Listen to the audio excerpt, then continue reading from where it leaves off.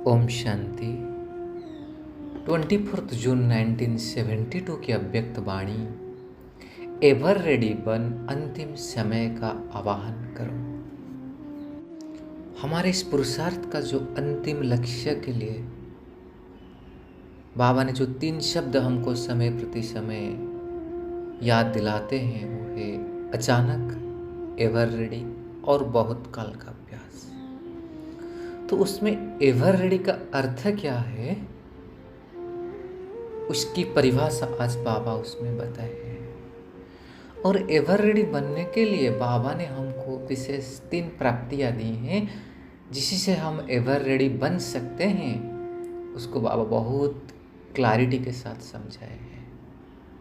और एक जो बहुत बेसिक फाउंडेशन हम सबका ब्राह्मणों का वो है अमृत बेला।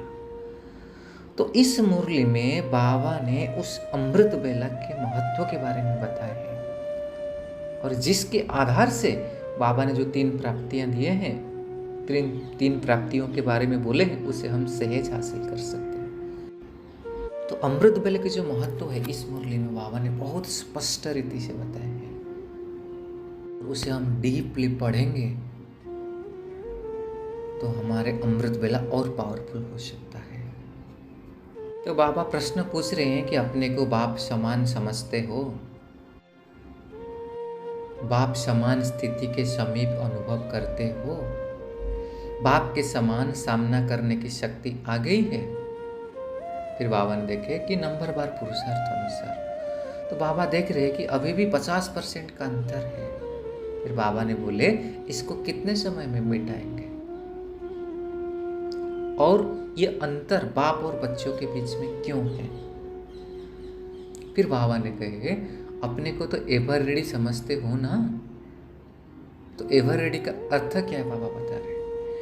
तो एवर रेडी जो होते हैं वो सदा समय का आवाहन करते हैं। तो जो एवर रेडी होता है वह आवाहन करते हुए अपने को सदा तैयार भी रखते हैं। नेक्स्ट कहे बाबा एवर रेडी अर्थात सदा अंतिम समय के लिए अपने को सर्वगुण संपन्न बनाने वाला।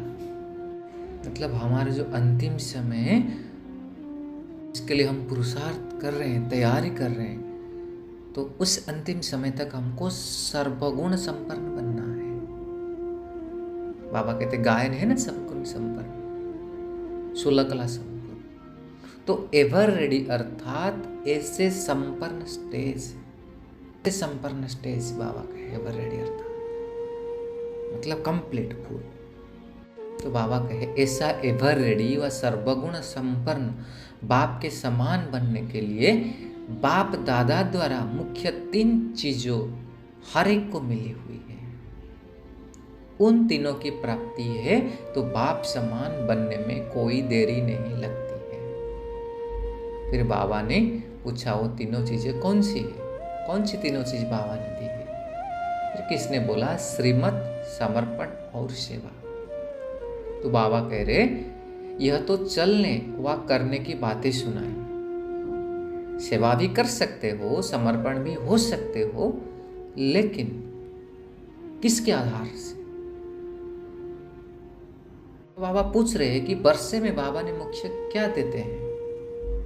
3 चीजें बाबा ने बता रहे हैं कि बाबा ने पहले देते हैं लाइट, माइट और डिवाइन इनसाइट।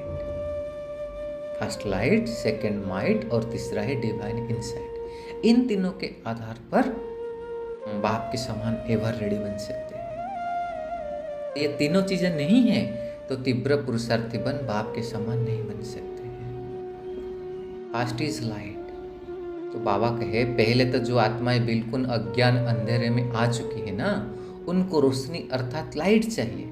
और लाइट के साथ साथ अगर माइट नहीं है तो लाइट की भी जो मदद लेनी चाहिए वह नहीं ले पाती है। लाइट मतलब ज्ञान, समझ, नॉलेज, वो तो फास्ट चाहिए, लेकिन सिर्फ उसी से नहीं होगा, उसके साथ साथ माइट भी चाहिए। और तीसरा है डिवाइन इनसाइट अर्थात तीसरा नेत्र, जिससे पास्ट, प्रेजेंट और फ्यूचर तीनों कालों को ही वह तीनों ही जीवन को जान सकते हो। ये क्लैरिटी तो चाहिए ना, तो हो गया डिवाइन इनसाइट। तो जब यह तीनों ही चीजें प्राप्त होती है ना, तब अपना वार्थ राइट प्राप्त कर सकते हो, अर्थात बाप से वर्षा प्राप्त कर सकते हैं। तो पहले लाइट, माइट और डिवाइन इनसाइट बाबा देते हैं। इसी द्वारा ही अपने वार्थ राइट को पा सकते हो और राइट को भी जान सकते हो। बाबा के राइट जो शब्द है उसका दो अर्थ है ना, तो फर्स्ट आ गया बार्थ राइट, जिसमें जन्म सिद्ध अधिकार हमको बाबा से मिलता है वर्षा। और दूसरा राइट क्या है? राइट और रॉन्ग, मतलब राइट जो होता है सही पहचान मिलती है ना, तो इसलिए राइट को क्या कहते हैं? ट्रूथ, सत्य व राइट कहते हैं ना। तो सत्य की पहचान तब कर सकते हो जब यह तीनों चीज प्राप्त है। रियल ट्रूथ क्या है? उसके लिए क्या चाहिए? लाइट, माइट और डिवाइन इनसाइट। अगर एक भी चीज कमी है तो रॉन्ग से राइट की तरफ नहीं चल पाते हो। बाबा कहे और उसको अच्छा से एक्सप्लेन कर रहे कि रोशनी तब होगी, रोशनी होगी तभी तो मार्ग को तय कर सकेंगे ना, वह अपने पुरुषार्थ की स्पीड को तेज कर सकेंगे ना। मतलब हमको तो पहले लाइट चाहिए ना जाने के लिए। कहा एग्जाम्पल दिए, जैसे देखो इस पुरानी दुनिया में जब ब्लैकआउट हो जाता है ना, तो स्पीड को ढीला कर देते, मतलब चारों ओर अंधेरा हो गया, सारे पावर सप्लाई, सारे सिस्टम फेल हो गए, तो स्पीड तो कम हो जाएगा। तो तेज स्पीड अलाउ नहीं कर सकते हैं क्योंकि एक्सीडेंट होने का डर रहता है। ऐसे ही अगर पूरी लाइट नहीं तो स्पीड को तीव्र नहीं कर सकते, स्पीड ढीली चलती है। साथ साथ अगर माइट नहीं है तो लाइट के आधार से चल तो पड़ते हो, लेकिन माइट ना होने के कारण जो विघ्न सामने आते हैं उनका सामना नहीं कर पाते।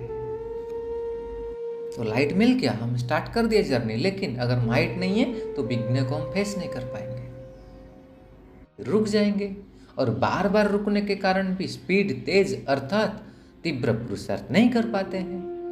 और डिवाइन इनसाइट अर्थात दिव्य नेत्र, तीसरा नेत्र खुला हुआ नहीं होगा तो चलते चलते माया बंद कर देती है। और डिवाइन इनसाइट अर्थात दिव्य नेत्र, तीसरा नेत्र खुला हुआ नहीं है, वह चलते चलते उसको माया बंद ही कर देते हैं। बाबा ने फिर लिया कि जैसे आजकल गवर्नमेंट भी किसी को पकड़ने के लिए वह किसी हंगामे को बंद करने के लिए गैस छोड़ती है, तो आंखें बंद हो जाती है, आंसू आने के कारण वो लोग देख नहीं पाते हैं, तो जो करना चाहते हैं वो कर नहीं पाती है।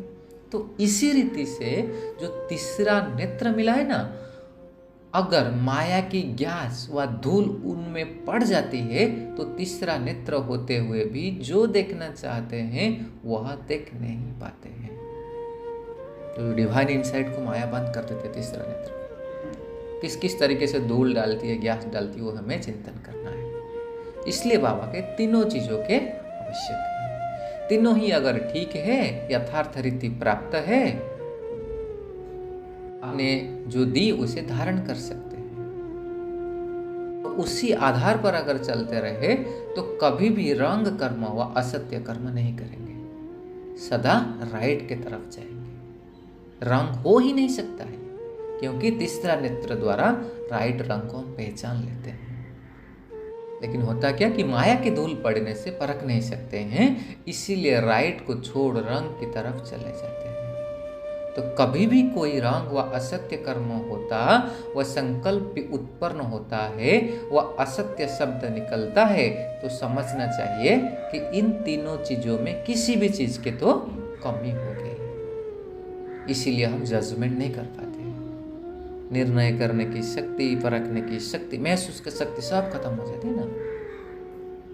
और जब तक राइट रंग को नहीं समझते, नहीं जानते हैं, तो संपूर्ण बार्थ राइट भी नहीं ले सकते। आगे बाबा कह रहे ये तीनों प्राप्ति सदा कायम रहे, उसके लिए मुख्य किसी बात का टेंशन चाहिए जो बहुत सहज भी है और सभी कर भी सकते हैं। बाबा अभी वो बात को पूछ रहे हैं, एक ही बात है जिससे ये तीनों चीज हो जाए, सहज, और बाबा कहते सभी भी कर सकते हैं। बाबा कहते रिवाइज कोर्स में भी वही सहज युक्ति बार बार रिवाइज हो रही है। फिर बाबा ने रिवाइज कोर्स का क्या महत्व उसको बता रहे हैं। तो उसके पहले हम वो पॉइंट को लेते, बाबा ने जो बोला ना, कौन सा मुख्य बात है जिसमें अटेंशन रखना है, वह है अमृत बेले अपने आप से और बाप से रूहरियान करना व अमृत बेले को महत्व देना। तो अभी बाबा ने अमृत बेले के महत्व के बारे में बताए हैं, उसे हम बहुत केयरफुली सुनेंगे। बाबा कह रहे जैसा नाम है ना, वरदानी बेला, तो कोई भी श्रेष्ठ कर्म जब करते हैं तो आज तक के यादगार में भी बेला को दिखाते हैं ना कि शुभ मुहूर्त निकालो, शुभ बेला निकालो। तो यहाँ भी पुरुषार्थ के लिए, सहज प्राप्ति के लिए सबसे अच्छी बेला है अमृत बेला। अमृत बेले के समय अपनी आत्मा को अमृत से भरपूर कर देने से सारा दिन कर्म भी ऐसे होंगे। जैसी बेला श्रेष्ठ, अमृत श्रेष्ठ, वैसे ही हर कर्म और संकल्प भी सारा दिन श्रेष्ठ होगा। अगर अमृत बेला श्रेष्ठ है तो हर संकल्प और सारा दिन श्रेष्ठ हो जाएगा। अगर इस श्रेष्ठ बेला को साधारण रीति से चला लेते हो तो सारा दिन संकल्प और कर्म भी साधारण ही चलते हैं। तो ऐसे समझना चाहिए वह अमृत बेला सारे दिन के समय का फाउंडेशन बेला है। अगर फाउंडेशन कमजोर व साधारण डालेंगे तो ऊपर की बनावट भी ऑटोमेटिकली ऐसी होगी, लंगड़ाते रहेंगे, क्योंकि फाउंडेशन स्ट्रांग नहीं है। इसी कारण जैसे फाउंडेशन की तरफ सदैव अटेंशन दिया जाता है, वैसे सारा दिन का फाउंडेशन टाइम है अमृत बेला। उसी का महत्व समझ कर चलेंगे तो कर्म भी महत्व प्रमाण होंगे। बाबा कहे इसी को ब्रह्मा मुहूर्त भी कहते हैं ना। ब्रह्मा मुहूर्त भी है तो ब्रह्मा मुहूर्त है। तो ब्रह्मा मुहूर्त भी क्यों कह सकते हैं? क्योंकि सभी ब्रह्मा समान नए दिन का आरंभ स्थापना करते हो, वो भी राइट है। लेकिन ब्रह्मा मुहूर्त का अर्थ क्या है? उसी समय का वायुमंडल ऐसा होता है जो आत्मा सहज ही ब्रह्मा निवासी बनने का अनुभव कर सकती है, मतलब डीप साइलेंस का, चारों ओर का वातावरण शांत है ना। बाबा के दूसरे समय में पुरुषार्थ करके आवाज से, वायुमंडल से अपने को डिटाच करते हो या मेहनत करते हो सारे दिन में, लेकिन उसी समय इस मेहनत की आवश्यकता नहीं होती है। जैसे ब्रह्मा घर शांतिधाम है, वैसे ही अमृत बेले के समय भी ऑटोमेटिकली साइलेंस रहती है।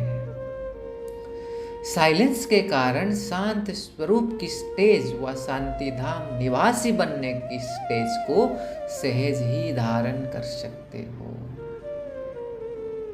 तो जो श्रीमत मिली हुई है, इसी को ब्रह्मा मुहूर्त के समय स्मृति में लाएंगे तो ब्रह्मा मुहूर्त व अमृत बेला के समय स्मृति भी सहज आ जाएगी। फिर बाबा कहे देखो, दुनिया में भी पढ़ाई पढ़ने वाले पढ़ाई को स्मृति में रखने के लिए सदा इसी टाइम पढ़ने की कोशिश करते हैं ना, क्योंकि इसी समय सहज स्मृति रहती है। तो बाबा कहते हैं अपनी स्मृति को भी समर्थवान बनाना है व स्वतः स्मृति स्वरूप बनाना है, तो अमृत बेले की मदद से व श्रीमत का पालन करने से सहज ही स्मृति को समर्थवान बना सकते हो। जैसे समय की वैल्यू है, इतनी इसी समय को वैल्यू देते हो, वह कब देते हो कब नहीं देते हो। बाबा कहे चेक करो, वैल्यू का तराजू कब नीचे कब ऊपर आ जाता है क्या होता है? यह बहुत सहज युक्ति है, सिर्फ इसी युक्ति को इतनी वैल्यू देनी है। बाबा कहते बहुत सहज है अमृत बेला, तो इसी का जो महत्व है इसको हमको वैल्यू देना है। जैसे श्रीमत है, उसी प्रमाण समय को पहचान कर और समय प्रमाण कर्तव्य किया तो बहुत सहज सर्व प्राप्ति कर सकते हो। फिर मेहनत से छूट जाएंगे। छूटना चाहते हो तो उसके लिए जो साधन है उसको अपनाते जाओ। तो बाबा के मेहनत से अगर छूटना चाहते हैं, बाबा ने जो प्राप्ति है जो उसे अनुभव करना चाहते हैं, लाइट माइट डिवाइन इनसाइट को धारण करना चाहते हैं, तो सहज और सरल युक्ति बाबा ने बताई, वो है अमृत बेला को शक्तिशाली पावरफुल बनाना। उसके महत्व को जानकर उसे रेगुलर और उसमें अचल बनना है, सदा और शक्तिशाली बनाना है उसे।